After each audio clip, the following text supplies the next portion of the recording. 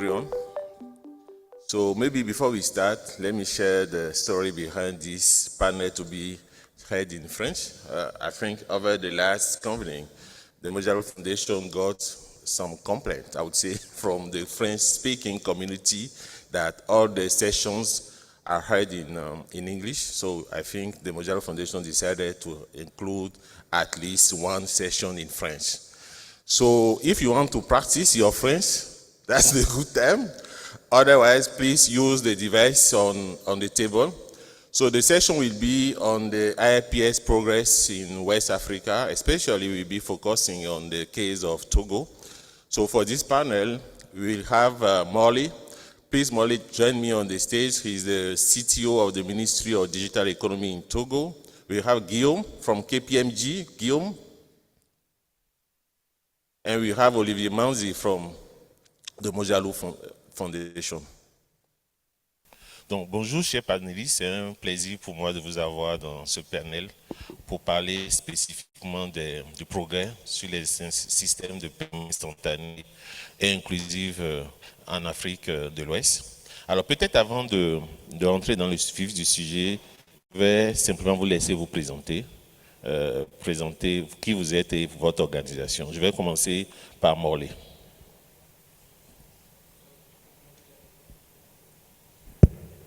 Allô? D'accord. Bonjour, je suis Morley Koudeka, je suis CTO au ministère de l'économie numérique et de la transformation digitale du Togo. Je suis sur notre effort pour la digitalisation des paiements.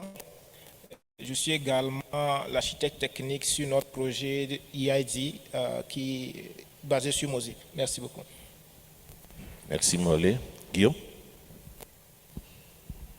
Ça ne marche pas? Non, tu ne l'as pas allumé. Yeah, it wasn't open.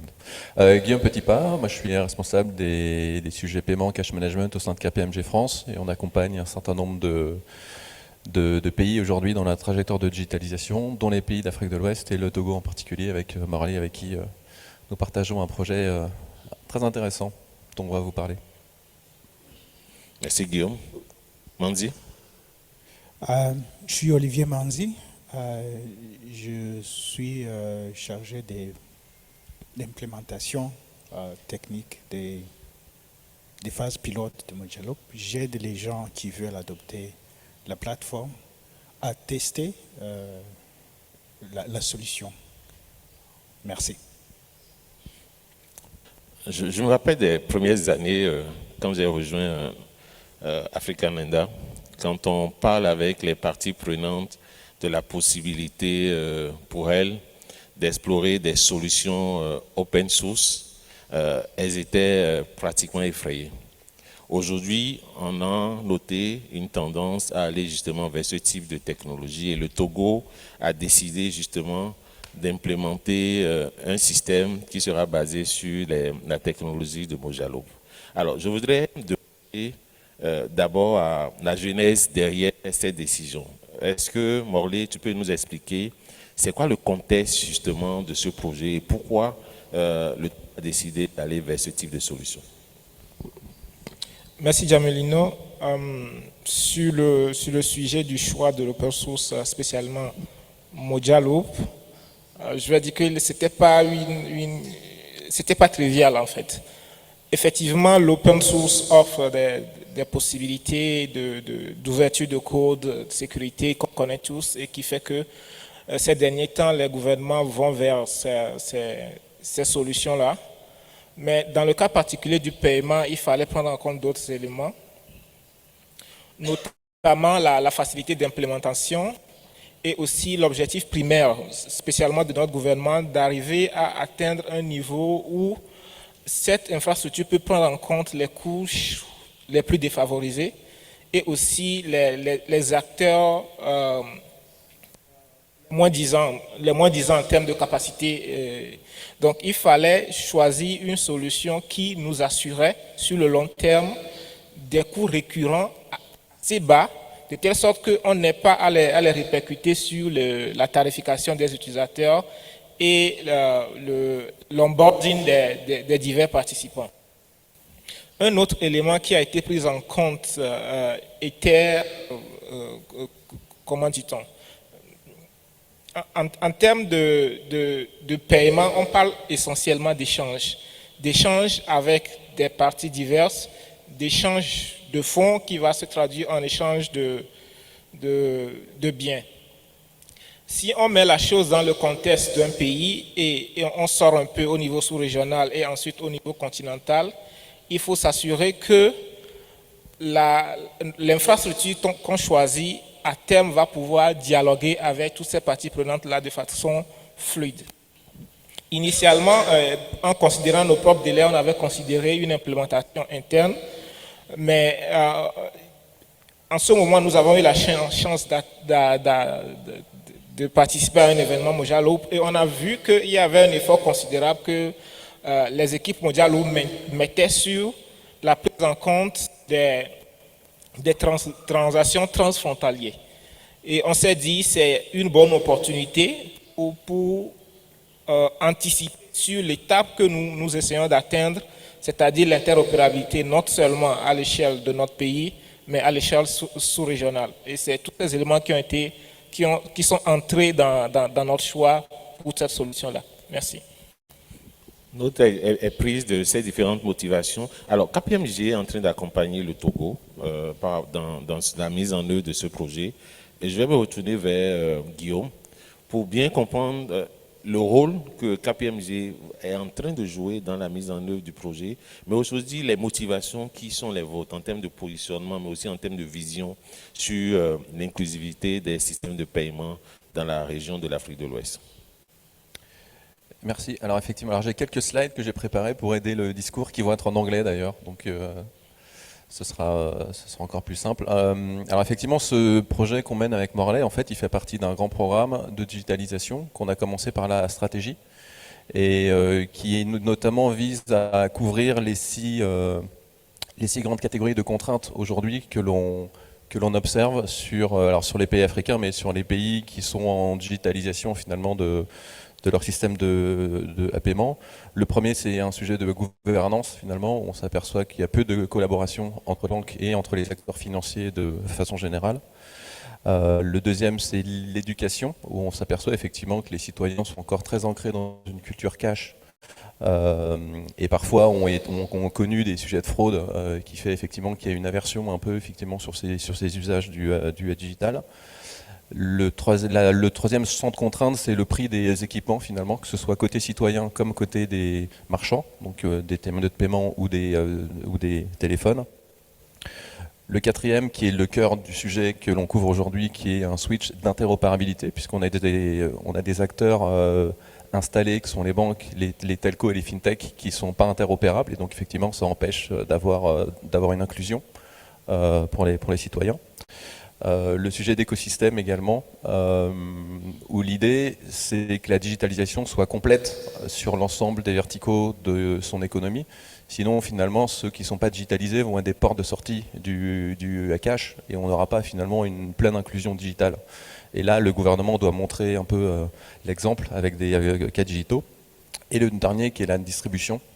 L'idée est de structurer finalement des réseaux de distribution et d'avoir une proximité terrain des citoyens. Donc d'avoir une banque ou d'avoir un agent finalement qui soit suffisamment proche d'eux pour qu'ils puissent avoir une utilisation digitale. Et du coup, si on passe au slide suivant, le projet qu'on mène aujourd'hui avec Morlaix, effectivement, qui est le switch d'interopérabilité, est au centre de ce grand programme où pour chacun finalement de ces 6 champs de contraintes, on a un chantier lancé, donc ça nous en fait 8 au total, avec celui au centre effectivement sur le switch. Alors on retrouve finalement ces 8 grands projets normalement un peu dans tous les pays et selon que les pays soient suffisamment matures ou pas, ou en tout cas il y a une trajectoire de maturité où on aura à chaque fois un ensemble de projets qui feront à mener. Si on va sur le slide suivant, finalement, c'est là qu'on a défini des sujets les plus importants ou les plus cruciaux vers les plus complexes ou les moins importants, finalement, une trajectoire de digitalisation qu'on applique aujourd'hui effectivement au Togo, mais qui pourrait couvrir la trajectoire de n'importe quel pays dans sa digitalisation. avec à chaque fois nos 3 leviers, le réglementaire, où on voit que c'est là qu'il y a le plus de choses à faire finalement, drivé par les pouvoirs publics, par la Banque centrale ou par le gouvernement. Les sujets d'infrastructure, plutôt centraux, qui sont majeurs. Alors il n'y en a pas beaucoup, mais ils sont assez coûteux en général, et c'est là que le choix d'une solution open source finalement aura toute sa place. Et les sujets d'offres, plutôt tournés sur les clients, donc sur les citoyens. Et donc on retrouve un petit peu ce qui fait écho au sujet qu'on a pu partager hier également, la création d'une Payment Corp, les sujets de KYC, la régulation des fintech, les sujets de standards et les suppressions de cash, comme on l'a vu en Inde par exemple, où une fois qu'on a construit ces infrastructures digitales, l'idée après c'est de forcer entre guillemets le passage au cashless et donc d'avoir une action peut-être plus active dans la suppression effectivement du cash. Les sujets d'infra, j'y reviens pas, on en a parlé, c'est effectivement le cœur de notre sujet d'aujourd'hui. Et les sujets d'offres, après effectivement offrir aux citoyens les moyens de se passer du cash et les incentives ou les motivations suffisantes pour les amener effectivement sur cette trajectoire cashless, sinon on ne va pas changer les habitudes, d'autant que voilà, il y a des ressorts un peu financiers finalement qui parfois les repoussent ou les rebutent dans ce passage au digital. Donc aujourd'hui, on est dans une stratégie d'accompagnement bout en bout de Togo et de certains pays, avec en point d'orgue effectivement ce projet que l'on réalise avec Morley. Merci Guillaume. Alors, on va revenir à Morley avant que je passe la parole à Manzi. Où est-ce qu'on en est concrètement dans le déploiement du système du Togo? Et qu'est-ce que vous retenez de cette expérience? Merci. Aujourd'hui, où en sommes-nous? Déjà, cette expérience, ou en tout cas la démarche, on l'a commencé en avril 2024. Et en matière de mise en œuvre du POC, ça a été assez rapide. Avant même qu'on ne commence par rassembler les FSP autour du sujet, on avait pu déployer la solution technologique Mojaloop. Mais les gros points n'ont pas été à ce niveau. Les points essentiels ont été autour de la gouvernance, de la régulation et aussi de l'onboarding des divers participants. Donc, nous sommes dans cette démarche depuis avril 2024 jusqu'à présent. Aujourd'hui, les FSP sont en partie intégrés, c'est-à-dire l'effort que les participants doivent mettre en œuvre de leur côté. Il faut savoir que sur notre projet pilote, nous travaillons avec la Poste togolaise et les deux fournisseurs de services de paiement mobile, les deux telcos. En matière de gouvernance en matière de gouvernance, aujourd'hui, nous avons travaillé sur des éléments comme le business model du switch, les règles d'adhésion, la politique générale autour du switch en matière de paiement, tarification, ce genre de choses. Préparons à exécuter le pilote. Nous projetons cette exécution-là en fin juin prochain. Le temps qu'on puisse finaliser le data center sur lequel nous allons déployer l'infrastructure. À préciser que dans notre cas, nous exécutons notre pilote sur des infrastructures internes et non sur le cloud. Et aussi, la particularité de notre projet, c'est que nous ne sommes pas en train d'exécuter un POC juste pour attester de l'effectivité de la solution, mais nous comptons enchaîner directement avec une mise en production. Donc, nous sommes en train de faire beaucoup de choses en même temps que les participants sont en train d'exécuter les travaux d'intégration. Nous sommes aussi en train de préparer l'environnement de production. Et nous comptons pouvoir lancer effectivement le pilote en fin juin avec justement le support de la Fondation Africanenda. Une précision aussi, c'est que dans ce cheminement, l'équipe Mojaloop a été vraiment avec nous. Et déjà, encore le mois passé, nous avons pu tester avec succès avec eux un déploiement on-premise très effectif et automatisé qui conforte notre intention de pouvoir exécuter notre suite sur des infrastructures complètement internes et non sur des clouds publics ou commerciaux. Merci beaucoup. Merci Molé. Alors, il y a beaucoup de choses qui sont donc en perspective au niveau du Togo. Et je voudrais me tourner vers Manzi. De plus en plus de pays aujourd'hui sont ouverts à ce qu'on appelle aux DPGs, aux biens publics numériques. Alors, concrètement, qu'est-ce que cela apporte au niveau du paysage des paiements et quelles sont les tendances qui sont observées au niveau du marché en Afrique et puis spécifiquement au niveau de l'Afrique de l'Ouest. Après Manzi, ça va être Guillaume pour compléter. Merci Jamelino. Les biens publics numériques, c'est un nouveau terme qui date d'au moins 4 ans, mais c'est pour dire la digitalisation des ressources a fait que les systèmes digitaux sont devenus aussi des infrastructures importantes pour les pays, autant que les aéroports, les routes, mais ce n'était pas pris en compte initialement. Pour le moment, il y a le courant de voir comment on peut bien organiser ces biens publics et en tenant compte de l'utilité même publique de ces biens, en tenant compte de l'importance qu'ils ont pour la souveraineté nationale. Et souvent, nous voyons que dans le courant DPG aux biens publics numériques, ils utilisent les systèmes ouverts, open source. Et il y a la composante partage des données et il y a la composante infrastructure. Bon, Mojaloop se positionne à ce qu'il donne une solution qui assure l'interopérabilité, mais il est open source et ça assure aux pays qui adoptent le système d'asseoir un système où ils auront la même mise totale sur la code source, sur l'exécution et sur la maintenance. Parce que nous formons les nationaux à maintenir ce système.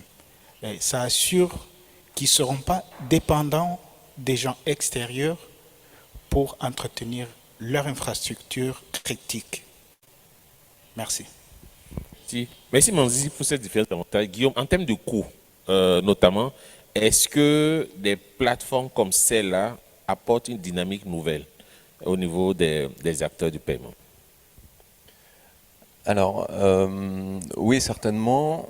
Néanmoins, alors, enfin, si je reviens sur la première question, peut-être sur les grandes tendances, avant de parler des coûts. Aujourd'hui, puisqu'on travaille un peu partout en Afrique, on va retrouver des 3 typologies de projets qui vont tomber dans nos 3 leviers finalement, sur de la régulation, sur l'infra et sur les offres. Sur la régulation, on a un trend autour d'un équivalent de la Payment Service Directive en Afrique. La régulation sur les fintech et sur la digitalisation qui va au-delà du B2C, parce que finalement aujourd'hui, enfin en tout cas là dans nos sujets, on parle beaucoup de B2C, mais il y a aussi du B2B, avec l'e-invoicing par exemple. On a une trajectoire drivée par le régulateur qui est sur une digitalisation complète des échanges, y compris au-delà du paiement, donc du bon de commande jusqu'à la facture. Donc ça c'est un premier point qui va aider justement à avoir cette full digitalisation des échanges économiques en B2B et en B2C. Le deuxième trend, et ça va aller dans le sens de la deuxième question sur le coût, c'est qu'on voit effectivement un certain nombre de pays qui changent leur infrastructure d'instant payment avec des contraintes associées à ce qu'on a vu hier. Donc on a des acteurs historiques qui sont des processeurs qui ont du mal à se positionner parce qu'ils ont plutôt des off-cloud et SaaS.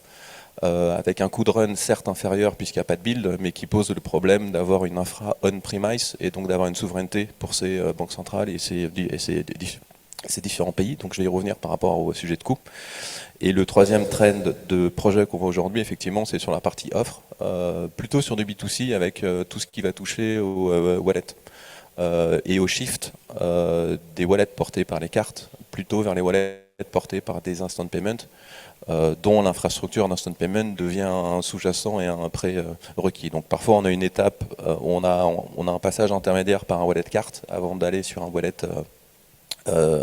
soit telco, soit sur instant payment, parce que certains, comme en Afrique de l'Ouest, sont plutôt portés par des wallets telco que par des wallets cartes. Et après, sur les sujets de coût, on a un peu les deux écoles finalement. Est-ce que j'ai une souveraineté totale, y compris sur la connaissance? Est-ce que le choix effectivement du Togo, qui est, je pense, plutôt aussi un bon choix? Le fait d'opter pour une solution open source fait aussi qu'on va développer la connaissance RH et une expertise entre guillemets sur ces solutions-là, ou alors aller sur des solutions qui sont sur étagère, comme le font des éditeurs de logiciels classiques, avec un coût qui au bout du bout peut être sans doute supérieur, puisqu'il y a une marge évidemment et une entreprise économique aussi par ces software vendors, mais surtout je pense qu'il y aura une captation des expertises et un maintien des expertises par des personnels locaux qui sera sans doute moins vrai quand on va sur une solution type software plutôt que sur une solution open source. Ce qui fait que dans ma réponse, il y a la question du coût qui compte bien sûr, mais il y a la question du coût humain aussi. C'est en quoi je construis une dépendance sur le savoir-faire d'acteurs externes qui ont une entreprise économique derrière, versus le faire soi-même et intégrer et développer ses propres talents. Et je pense que la question du coût humain est aussi très, très importante par rapport à sa souveraineté, plus que par rapport au coût financier qui pourrait être une solution de simplicité parfois, mais plutôt court terme. Ok, le temps est en train de s'envoler. Avant que je passe la parole à l'audience pour poser des questions, je voudrais, et cette question c'est pour vous tous, quels sont aujourd'hui les défis aujourd'hui qu'on a dans l'implémentation d'une telle technologie, notamment d'une solution comme Ojalo, et comment ces défis sont surmontés? Peut-être Molé peut partager son expérience, et puis Guillaume et Manzi vont renchérir.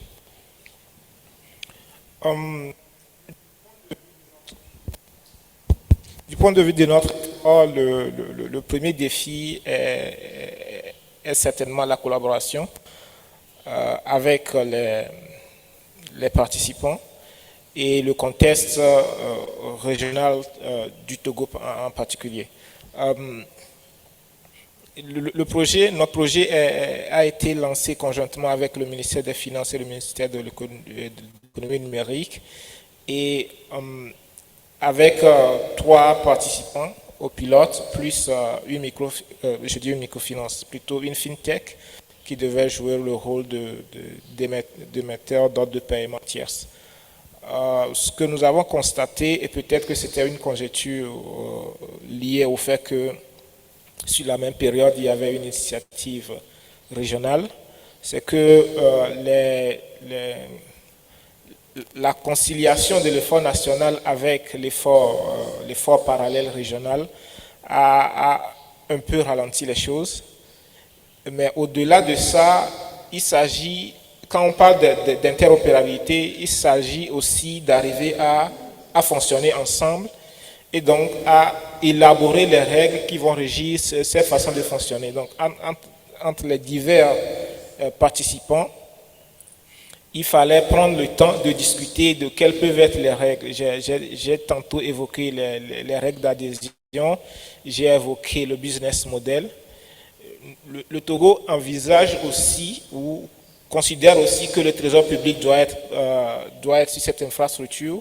Il faut arriver à concilier tous ces acteurs-là pour que les choses puissent évoluer une fois qu'on lance les choses. Donc il a fallu, et on continue par prendre en compte tous ces éléments-là dans l'effort technique que nous devons faire. Et la partie technique s'est avérée finalement la partie la plus aisée. Merci. Noté. Alors la partie technique est certainement la partie la plus aisée en termes de défis, Mais qu'est-ce qu'on voit sur d'autres marchés? Je voudrais finir par Manzi. Guillaume, qu'est-ce qu'on note aujourd'hui comme défi en matière de déploiement et quelles sont les solutions, par exemple, que KPMG entrevoit? Alors effectivement, sur le sujet technique, je suis plutôt d'accord avec Morley, le projet se passe bien et les vrais défis, paradoxalement, ils ne sont pas sur le sujet technique, en fait, ils sont quand on est dans un écosystème qui n'est pas interopérable, où on a des acteurs majeurs qui ont construit en partie leur business model sur le fait qu'il n'y ait pas une interopérabilité. Par exemple, aujourd'hui, les opérateurs telco imposent à la plupart de ceux qui veulent échanger de l'argent d'avoir 2 SIM. Et donc on a 2 fois plus d'abonnements que d'abonnés. Et donc finalement, la première difficulté dans un projet comme celui-là, c'est de faire comprendre aux acteurs historiques que les business models vont devoir changer.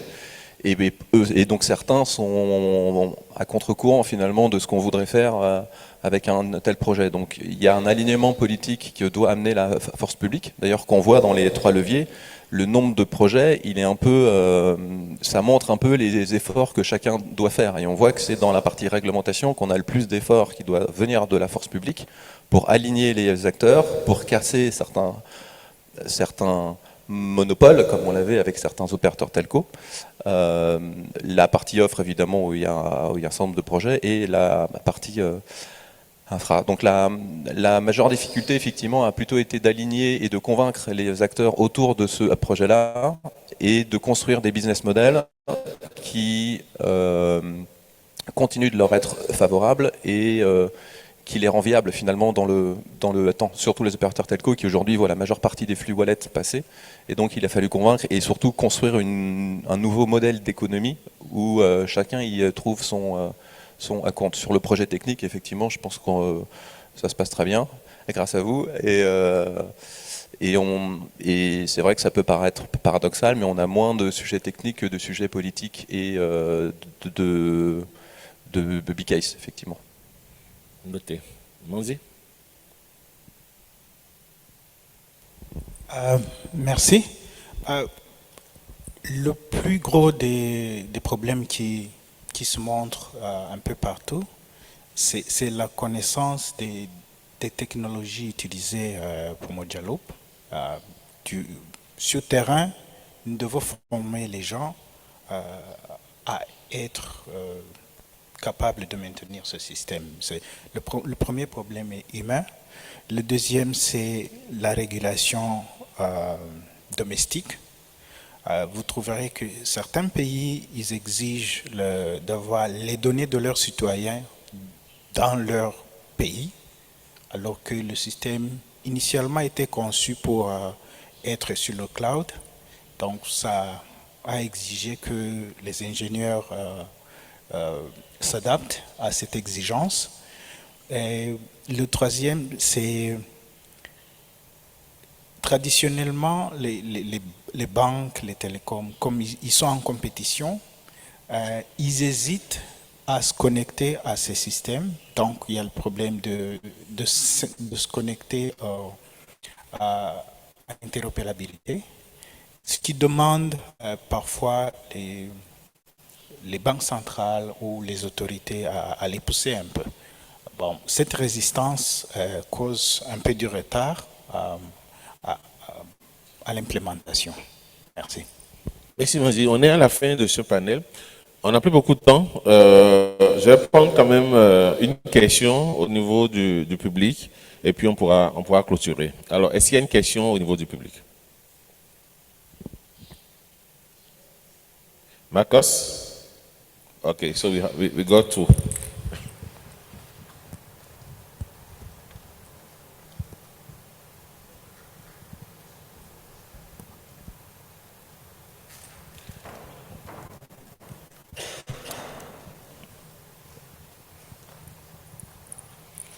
Check.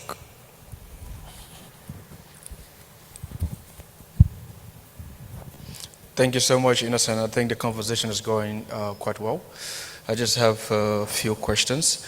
I noticed a response to the challenges that the project has faced in Togo, but I would just like to know from the gentleman from Togo, in terms of onboarding of the DFSP, right?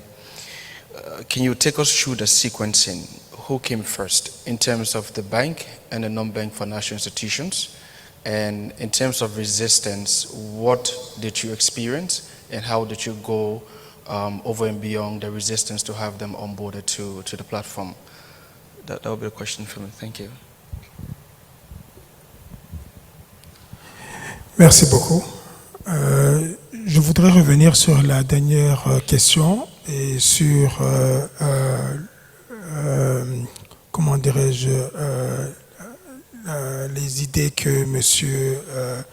Olivier Manzi venait de partager avec nous en ce qui concerne les retards au niveau des banques centrales ou les réticences, si on peut dire ainsi. La question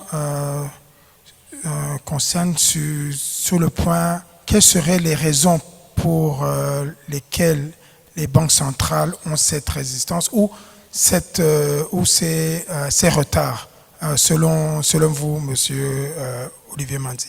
Quelles seraient les causes ou quelles seraient les difficultés qui poussent à avoir ce genre de retard au niveau de nos banques centrales? Merci. Okay. Good.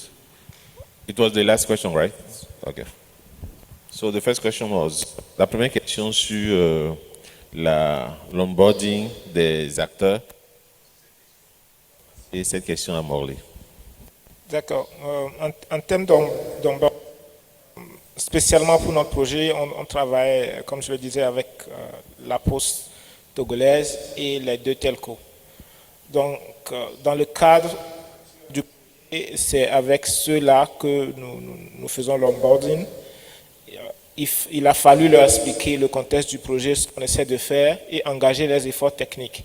Il faut comprendre que dans le cadre de l'intégration, il faut qu'ils exécutent une activité technique qui consiste à personnaliser un outil que Mojaloop met en place pour faciliter cette intégration. Ils doivent faire un travail de développement interne pour rendre les échanges entre le hub, le switch et l'infrastructure interne possibles. Donc, il a fallu donc qu'ils engagent cet effort-là pour qu'on puisse aboutir, et c'est cette partie de la chose qui est actuellement en cours. Mais pour répondre un peu, je pense que vous avez évoqué le cas des microfinances. La cible principale du hub du point de vue du gouvernement, c'est arriver à embarquer ces acteurs-là, parce qu'en termes de proximité sur le terrain vis-à-vis des populations qu'il faut prendre en compte quand on veut régler la problématique de l'inclusion financière, ce sont ces acteurs-là, les microfinances, qui sont plus proches des populations. Malheureusement, étant donné qu'il fallait exécuter le projet, en tout cas le pilote, assez rapidement, et qu'il faut aussi tenir compte du readiness interne en termes d'IT des participants, à cette phase, nous ne les avons pas embarqués, mais ils sont directement dans le pipeline une fois que nous aurons passé l'étape du pilote. Merci. La question parlait aussi de séquencement. Qui a été intégré d'abord, ainsi de suite? L'architecture Mojaloop est une architecture en hub où pour schématiser, il s'agit d'un système central auquel des satellites vont s'interconnecter. Donc, en termes d'intégration, il faut avant tout avoir ce système interne-là, ce système central-là. Une fois que le hub est à disposition, les autres acteurs peuvent s'intégrer en parallèle. Et c'est ce que nous faisons actuellement. Donc, nous n'avons pas un séquençage. Nous nous sommes juste à assurer que le système central est disponible et nous travaillons parallèlement avec tous les participants actuels pour qu'ils puissent s'intégrer. Bon, bien sûr, les choses étant ce qu'elles sont, certains avancent plus vite que d'autres, en tout cas. Merci. Merci, Molly. Manzi, il y avait une dernière question justement sur les difficultés des banques centrales. Je pense que je ne me suis pas bien fait comprendre. Les banques centrales nous accompagnent dans l'optique de l'inclusion financière, mais nous avons remarqué un peu plus de résistance du point des DFSP, des banques, des télécoms, juste par le fait que leur business, ils sont entre compétitifs. Si l'interopérabilité est nouveau dans le pays, il y a cette sorte de résistance à changer de mentalité. Mais quand ils se connectent, on voit que les choses changent. Ce n'est pas un morceau de pain qu'ils vont partager que ça finit, mais c'est un morceau de gâteau qui s'agrandit quand on le partage, en fait. Ouais, merci. Merci à tous, merci pour votre attention. On est à la fin de cette session. Je vous demanderai de bien acclamer les différents intervenants pour ce panel. Merci à vous.